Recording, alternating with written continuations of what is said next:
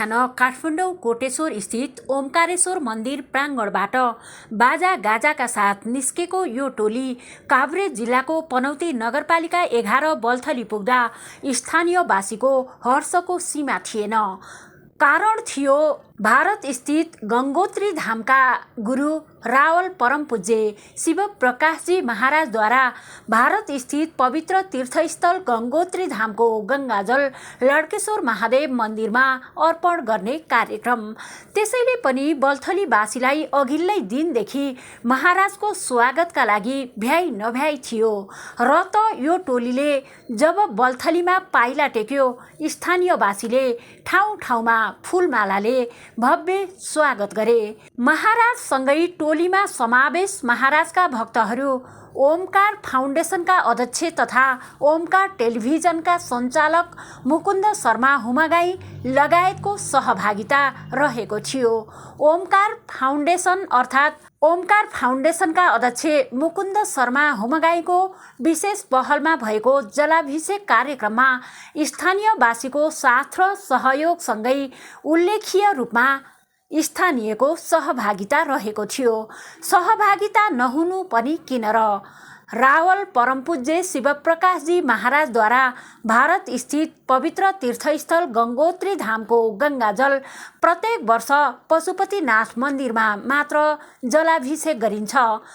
गत सोमबार मात्रै बाजा गाजासहित गङ्गा कलश यात्राका साथ पशुपतिनाथ मन्दिरमा महाराजद्वारा विशेष जलाभिषेक गरिएको थियो। त्यसो त विश्व कल्याणका लागि, आम धर्मावलम्बीहरूको सुख शान्ति एवं समृद्धिका लागि मात्र नभई विश्व शान्तिका लागि तथा दुई देश बीचको पारस्परिक सद्भाव एवं एकताका निम्ति गङ्गोत्रीको गङ्गाजल पशुपतिनाथमा अर्पण गर्ने गरिएको महाराजको भनाइ समेत थियो। तर पशुपतिनाथ बाहेक पहिलो पटक लड्केश्वर मन्दिरमा पनि महाराजद्वारा जलाभिषेक गरिएको छ।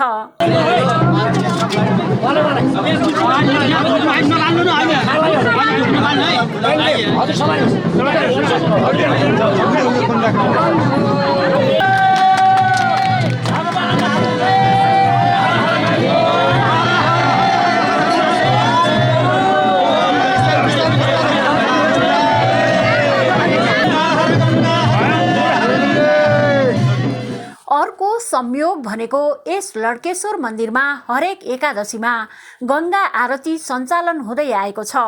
गङ्गा आरती सञ्चालन भएको करिब 1 वर्ष पुग्दा पवित्र गङ्गाजलले थप पवित्र बनाउने मौका यस क्षेत्रले पाएको छ। यही खुसियालीमा बल्थलीवासीले पाइलै पिच्छे गरेको स्वागतले यस क्षेत्रका लागि थप दायित्व बढाएको विषयलाई मनन गर्नै पर्ने हुन्छ।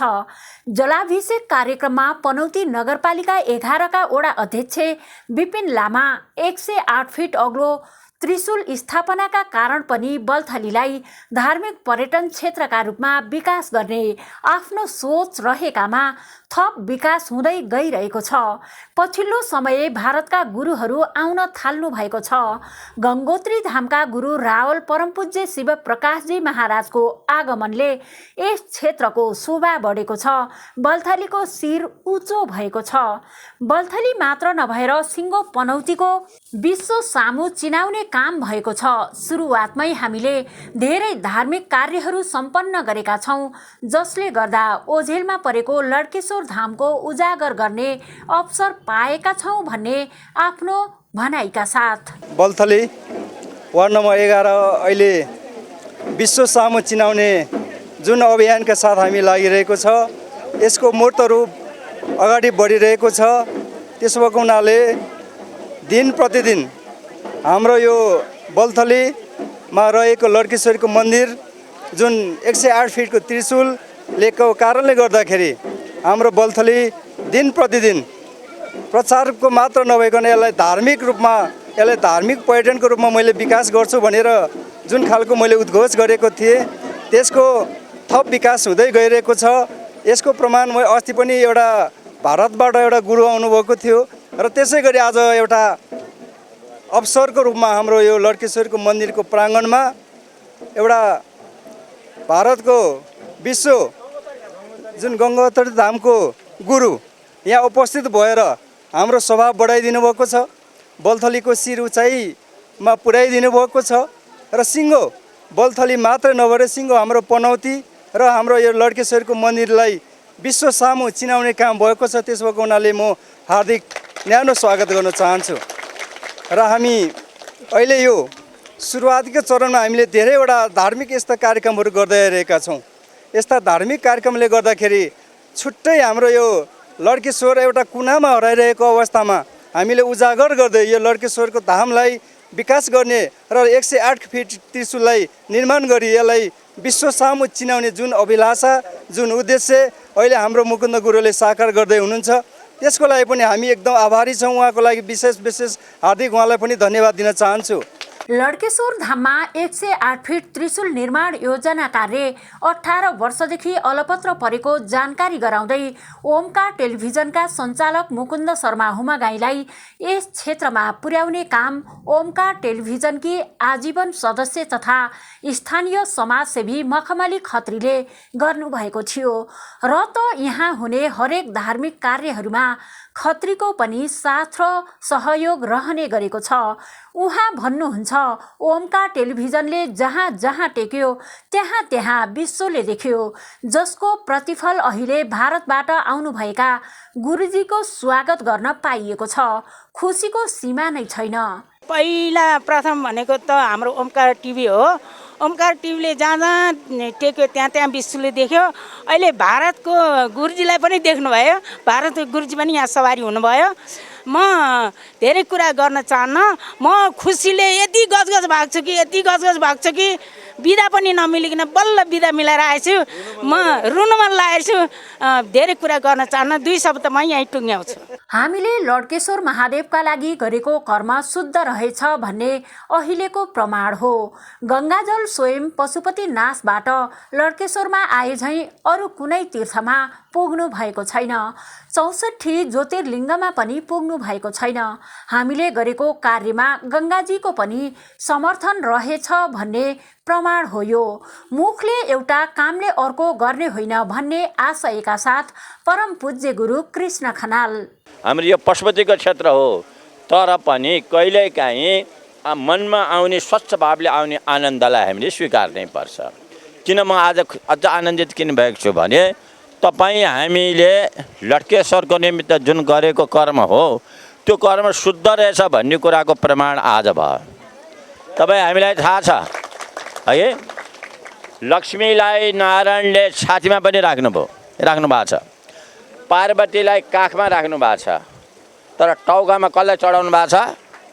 गङ्गालाई हो। शिवजीले टाउकामा चढाउनु भएको गङ्गाले आज पशुपतिमा गएर यहाँ आउने चाहिँ इच्छा प्रकट नगरे अब यहाँ आइपुग्नुहुन्थ्यो त। यसको प्रमाण हामीलाई के भयो त भने हामीले थालेका कर्महरू हाम्रो मन शुद्ध रहेछ, यहाँ गर्ने सबैले राम्रोसँग गरे रहेछन् भन्ने प्रमाण हो, होइन त? अब हामी गर्वसाथ भन्न सक्छौँ आजको जस्तो दिन गङ्गाजी स्वयं पशुपतिबाट यहाँ आए झैँ अरू कुनै तीर्थमा पुग्नु भएको छैन। छ त 64 ज्योतिर्लिङ्गमा पनि पुग्नु भएको छैन पशुपतिलाई छाडेर। भने हामीले गर्न लागेको काममा बत्थलीवासीदेखि लिएर जसले गरेको छ मुकुन्दको काममा गङ्गाजीको पनि समर्थन रहेछ भन्ने प्रमाण भयो। ल भन्नुहोस् त, हामी गङ्गोत्री पुग्न अहिले सक्छौँ त? कति गाह्रो छ, तर कति सजिलो हो। यहीँ आइदिनु भयो, उहाँ माध्यम हुनुभयो। हाम्रो शिवदास रावलजी जो अखण्ड पूजा गरेर साधना गरेर बस्नुभएको छ। यसै कारणले गर्दाखेरि यो प्रयास जुन हो सफलतामा पुग्नेछ भन्ने कुराको प्रमाण भयो। जसले जसले अविश्वास गरेका छन् उनले पनि सोच्नुपर्ने व्यवस्था प्रत्यक्ष देखाइदिएको छ। अब म अरू कुरा केही भन्दिनँ, लामो गरेर कुरा छैन। सबैमा सद्भाव जागोस्। यस्तो पवित्र ठाउँ नेपाली भूमिमा रहेछ, तर पनि 99% नेपालीलाई यस क्षेत्रका बारेमा थाहा नै छैन। त्यसैले पनि यस क्षेत्रको कसरी प्रचार प्रसार गर्ने, कसरी सडक यातायातको सुविधा दिने चुनौतीको विषय हो। भारतको अमरनाथ मन्दिरको जस्तै झल्को दिलाउने मन्दिर रहेछ लड्केश्वर धाम। अब यो धामलाई दिव्य धामका रूपमा विस्तार गर्न र धेरैभन्दा धेरै भक्तजनहरू भित्र्याउन लागि पर्नुपर्छ भन्ने विचार व्यक्त गर्नुहुन्छ समाजसेवी तथा महाराजका भक्त आनन्द अग्रवाल। सबभन्दा पहिले म तपाईँहरूलाई धन्यवाद दिन चाहन्छु कि यस्तो दिव्य ठाउँमा कुन जन्मको प्रतापले हामी यहाँ आएर दर्शन गर्नु पाएँ। त्यसपछि अध्यक्षज्यूलाई एउटा कुरा म भन्न मेरो भित्री मनले भन्नु चाहे कि यो ठाउँ यस्तो दिव्य ठाउँ हाम्रो नेपाल भूमिमा नेपाल आमामा रहेछ। लगभग मेरो हिसाबले 99% नेपालको हाम्रो नेपालको संसारको किन नेपाललाई भन्नु नि मान्छेहरूलाई थाहा छैन। यसले कसरी प्रचार प्रसार गर्ने, कसरी यहाँको बाटो व्यवस्था गर्ने ताकि मान्छे आइपुगोस्, तपाईँहरूको प्रशासनमा सबै ठाउँमा पहुँच हुन्छ। अब यो कसरी गर्ने त्यो तपाईँहरूको आफ्नो स्थानमा छ। मुख्य कुरा बाटो, त्यसपछि बिस्तारै हुँदै जान्छन्, एकचोटि कुनै हुँदैन। त्यसपछिको कुरा के हो भने मलाई यहाँ यो ठाउँमा आएर मेरो पर्सनली भन्दाखेरि के महसुस भयो भने हामी कुनै बेला इन्डियाको अमरनाथमा जान्छौँ, सायद तपाईँहरूमा कुनै भक्तजन जानु पनि भयो होला। त्यहाँको दिव्य जस्तो यहाँ सेम महसुस भएछ। त्यहाँ पनि गुफामा यस्तो ही जल गुफामा हामी प्रवेश गर्छौँ, यस्तै भगवान्को अभिषेक भइरहेको हुन्छ। त्यहाँ मेरो भित्री हृदयले के मलाई फिल भयो भने त्यहाँ भगवान् पशुपतिनाथ शिव भगवान् हिउँ रूपमा विराजमान छ भने यहाँ ज्योति रूपमा विराजमान भएर हामीसँग उपस्थित भइराख्नु भएको छ। यसले कसरी अगाडि बढाउने हाम्रो हृदयबाट तपाईँहरू सबैलाई म अनुरोध गर्न चाहन्छु ताकि यो धाम दिव्य बनोस्। भविष्यमा यसको सबै मान्छे एकचोटि कसरी त्यहाँ पुग्नु पाउँछ भन्ने सबैको मनमा एउटा आशा जागोस् भनेर म दुईटा सानो शब्दबाट मैले बोल्नु दिनुभएको धन्यवाद। त्यसो त जलाभिषेक कार्यक्रममा गङ्गोत्री धामका गुरुको दर्शनका निमित्त उपस्थित स्थानीय भक्तजनहरू गुरुको पवित्र बाणी सुन्न पनि हतारिएका देखिन्थे। भक्तजनहरूको इच्छालाई मध्यनजर गर्दै रावल परमपूज्य शिव प्रकाशजी महाराज भक्तहरूलाई सम्बोधन गर्दै भक्तहरूको दुःख हरणका लागि भगवान लड्केश्वरको प्राङ्गणमा आफूलाई बोल्ने अवसर मिलेको छ। कहीँ न कहीँ ईश्वरको कृपा हो कि गुरुको आशीर्वाद हो कि पुत्रको आशीर्वाद हो यस्तो सौभाग्य प्राप्त हुनुमा। त्यस्तै गङ्गाजी तपाईँहरू माझ जसरी दर्शन दिन आउनु भएको छ त्यो तपाईँहरूको भाग्य मात्र नभई पूर्वजहरूले दिएको आशीर्वाद हो। त्रिशूल स्थापनाका निमित्त जसरी भक्तहरूले एक फिटको जिम्मा लिए भगवानले त्यो भन्दा अघि बढेर गङ्गाजीलाई दर्शनका लागि पठाए भन्ने धारणा व्यक्त गर्नुहुन्छ। ओम श्री परमात्मने नमः। श्री गंगा दिव्ये नमो नमः। गंगे त्रैलोक्यसारे सकल सुरवधू धौत विस्तीर्णतो ये पूर्ण ब्रह्म स्वरूपे हरिचरण रजो हारिणीं स्वर्ग मार्गे प्रायश्चित्तं यदिष्यामि तव जलकणिका ब्रह्महत्याधिपापै कास्त्वं स्तोतुं समर्थस्त्रिजगदहरे देवी गंगे प्रसीद। कहीं न कहीं हमारे इष्टों की कृपा होती है, हमारे गुरुओं का आशीर्वाद होता है, हमारे पितरों का आशीर्वाद होता है, तब हम सबको ये सौभाग्य प्राप्त होता है। क्या कभी किसी ने ये कल्पना करी है कि गंगोत्री से गंगाजल कितना कठिन काम में लाना? हाँ, काठमांडू से गंगोत्री जाना, वहाँ भी तो जल ही मिलेगा पीने को। इतना कठिन काम और आपके घर पे आके आपको मिल रहा है, तो ये कहीं ना कहीं परमात्मा की कृपा है, आपके पुत्रों का आशीर्वाद है, आपके गुरुओं का आशीर्वाद है, आपके पूर्वजों का कोई आशीर्वाद आज आपको लगा कि लोग भगवान के पास जाते हैं, भगवान के पास जाते तब वहाँ दर्शन करते हैं। आज गंगा जी तुम्हारे पास उठ के दर्शन देने के लिए आई है। ये तुम्हारा भाग्य नहीं, तुम्हारे पूर्वजों का आशीर्वाद है, तुम्हारे पुत्रों का आशीर्वाद है। कहते ना कि धीरे धीरे पुण्य है बहुजन्म समर्जित ना तो भाग्योदय न। कई जन्मों का हमारे कुछ पूर्वजों का पुण्य रहा जो धीरे धीरे इकट्ठा हुआ और आज वो उदित हुआ। क्या इसका प्रमाण है कि लोग किन परिस्थिति में, पहले तो पैदल चल चल के आदमी पहुंचता था, क्योंकि मैं नेपाल का राजगुरु भी हूँ, राजपुरोहित भी हूँ पूरे 14 अंचल का। तो मैं जब छोटा हुआ करता था तो यहाँ नेपाली लोग पूरा अपना खाने पीने का सामान पूरा उसको लेके कंधों में, सिर में, तब पैदल चलते थे। और कहीं कहीं महीनों का पड़ाव, 1-2 दिन का नहीं, 6 महीने 8 महीने में तब गंगोत्री पहुँचता था। तब वहाँ जाके अपना खाना बनाना, कभी कोई रहने की जगह नहीं होती थी, खाली खुला में रहना था, और तब वो गंगा जी के दर्शन करके आता था। क्या ऐसा पुण्य जागृत हुआ कि आज गंगा जी तुम्हें दर्शन देने के लिए तुम्हारे घर आ गई है? तो कहीं ना कहीं ये हमारे पूर्वजों का पुण्य है। और ये क्योंकि भगवान शंकर को सबसे ज़्यादा प्रिय गंगा है। तुम लोगों ने एक कदम बढ़ाया और परमात्मा ने कितना बड़ा कदम बढ़ाया कि तुम्हें गंगोत्री नहीं जाना पड़ा, तुम्हें गंगोत्री तुम्हारे लिए यहाँ भेज दी। तुमने एक कदम बढ़ाया, ये त्रिशूल में मेरे को जैसे ओम जी ने बताया कि 1-1 फुट का सबने जिम्मा लिया, एक कदम तुम लोगों ने बढ़ाया और भगवान ने कितना बड़ा कदम बढ़ाया कि गंगोत्री तुम्हारे लिए यहाँ भेज दी है। इसीलिए सत्कर्म सूचते नूनम, सत्कर्म के लिए हम आधा कदम में आगे बढ़े तो भगवान पूरा कदम आगे बढ़ा देता है। तो मैं आज भगवान लटकेश्वर महादेव, भगवती गंगा जी से पावन चरणों में बारंबार आपके सुख और शांति समृद्धि की कामना करता हूँ कि आप लोगों के खूब सुख की हो, धर्म के प्रति इच्छा बढ़े, धर्म के प्रति जागरूक हो और ऐसे परमात्मा का आशीर्वाद आप सबको मिले। क्योंकि बहुत ज़्यादा बोलने का तो नहीं है, क्योंकि मैं हिंदी बोलता हूँ, आप लोग नेपाली समझते हो, तो जैसे तैसे भी आपको समझ में आए। क्योंकि जब महाराजा भगीरथ गंगा जी को लेके चले ना, स्वर्ग से जब गंगा जी उतरी तो महाराजा भगीरथ आगे आगे चले और पीछे पीछे गंगा जी चली। तो जब भगीरथ आगे गंगा जी को चले तो सबसे पहले क्या हुआ, सारे नाग लोग इकट्ठे हो गए और भगीरथ को बोले कि हम नहीं ले जाने देंगे इससे आगे। क्यों नहीं ले जाने दोगे भाई, मेरे पूर्वजों का वहाँ पे उद्धार होना है, मुझे तो गंगा जी ले जानी पड़ेगी। तो बोले पहले हमारे साथ लड़ाई करो, फाइटिंग समझते हो ना, बोले पहले फाइटिंग करो, तुम जीत जाओगे तो तुम गंगा जी ले जाना, हम जीत जाएंगे तो हम गंगा जी ले जाते हैं। तो बोले भाई मैं राजा था, क्षत्रिय था, मेरा काम युद्ध करना था, पर मैंने ये युद्ध से प्राप्त नहीं किया, मैंने तब से प्राप्त किया है, तो मैं इसके लिए युद्ध नहीं करूँगा। तो नाग लोग बोले भाई तो ठीक है तुम ले जाओ, मैं नहीं ले जाने दूंगा गंगा जी। तो गंगा जी स्वयं प्रकट हुई और नाग लोगों को कहा कि तुम अभी यहाँ पे तप करो, क्योंकि महाराजा भगीरथ ने पूरा अपना राजकाज छोड़ के तप से मुझे प्राप्त किया है, तो ऐसे ही तुम भी तप करो। तुमने क्या तप किया, एक त्रिशूल के लिए एक कदम आगे बढ़ाया तो आज गंगा जी तुम्हारे पास आ गई। ऐसे ही महाराजा भगीरथ ने कैसी तपस्या करी, 5 सहस्राणी 5 वर्ष शतानि चा, 5,500 वर्ष, और कुछ खाया पिया नहीं, भूखे पेट। ये देवदार जैसे पेड़ है ना, इसके सूखे पत्ते खा के उससे तप किया।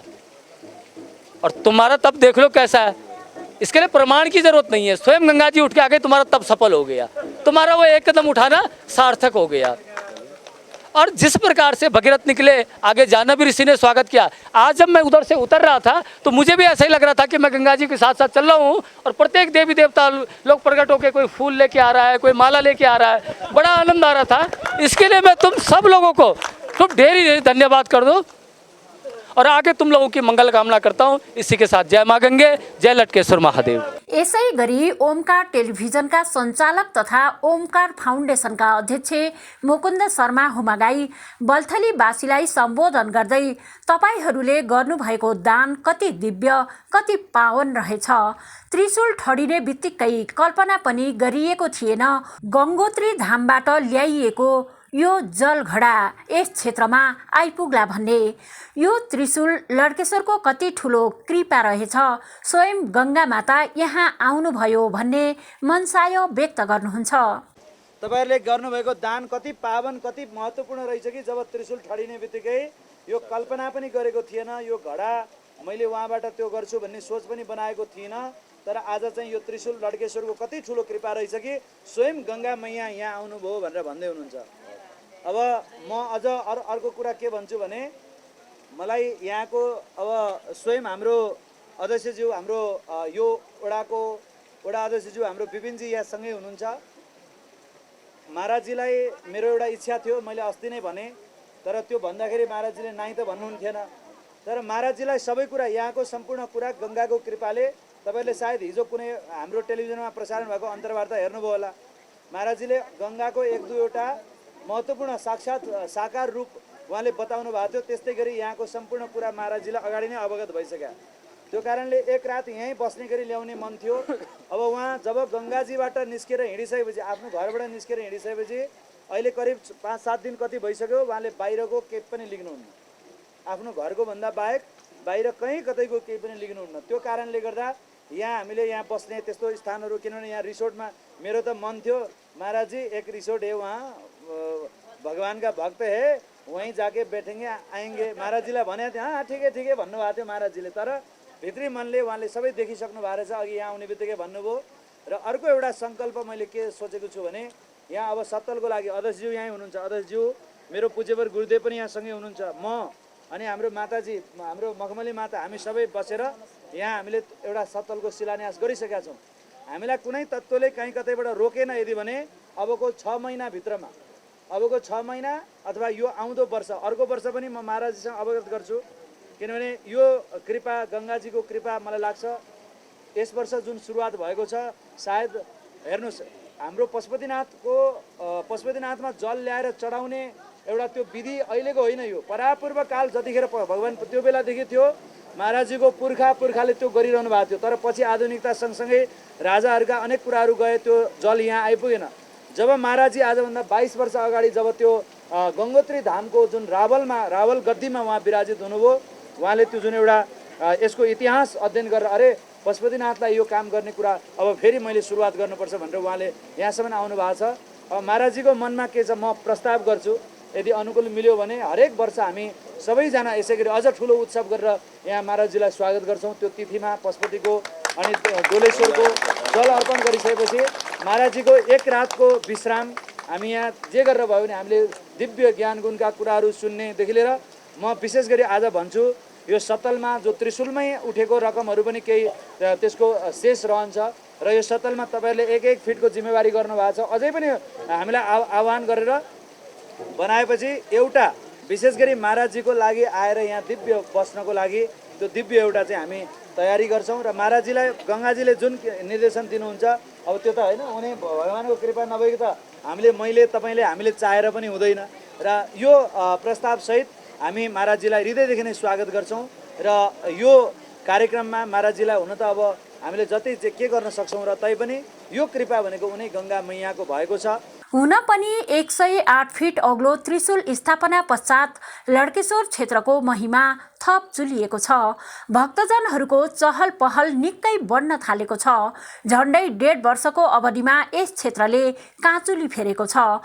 विगतका साङ्गुरा र गोरेटो बाटो अहिले यातायातका साधनले ओगट्न थालेका छन्।